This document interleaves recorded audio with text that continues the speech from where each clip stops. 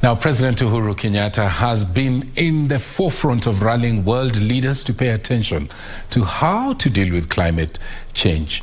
At the COP21 held in Paris, France, the president rallied the world to relook their production processes and work towards curbing carbon emissions. In 2016, you remember, Kenya played host to the inaugural Giants Club Summit held in Laikipia County for the protection of the elephant population right across the world. Here is that report.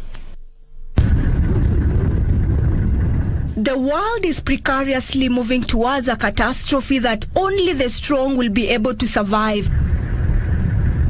The rising global temperatures and the attendant impacts are soon getting out of hand. President Uhuru Kenyatta has been in the forefront of rallying the world towards addressing the challenges arising from global warming.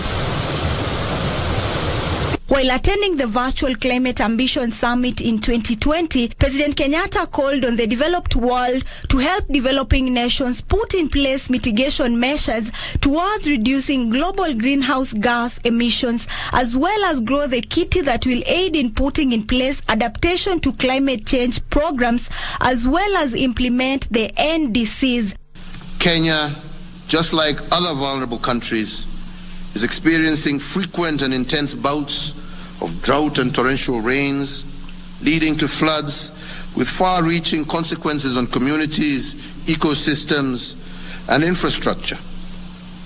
It is estimated that the loss associated with these natural calamities could be as high as 3% of GDP annually. President Kenyatta reminded the world leaders that there was need to address the lack of equity among nations through financing the Green Climate Fund to enable developing countries access funds to put in place programs that limit global emissions. Our first NDC had set a 30% emission reduction by 2030. Our updated NDC commits to abate greenhouse gas emissions by 32% by 2030, which is in line with our Sustainable Development Agenda and our national circumstances. The time frame set for the implementation of the NDC is up to 2030, with milestones targeted in 2025. To implement the required mitigation and adaptation actions in the updated NDC, we will require approximately $62 million between 2020 and 2030. I, Uhuru Kenyatta. When he came into office in 2013, the poaching menace had reached worrying levels. The country was losing at most 3 elephants a week.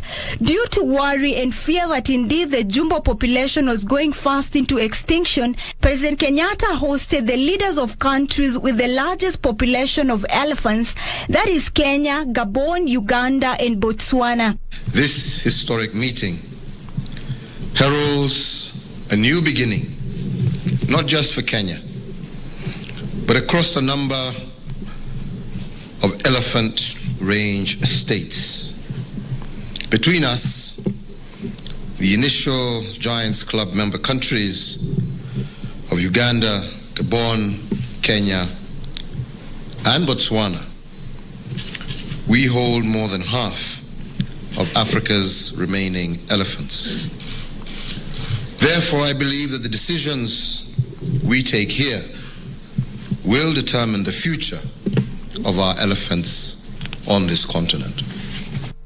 As President Kenyatta exits the stage, Kenya's elephant population has grown and remains sustainable. The comprehensive forest cover assessment conducted in 2013 shows the national forest cover has risen from 5.99% to slightly over 8%. This is thanks to rehabilitation of forests such as Mau Forest. The water tower is the main storage of large rivers, including River Mara, which is the mainstay of the Masai Mara Game Reserve and the main source for water for Lake Natron in Tanzania.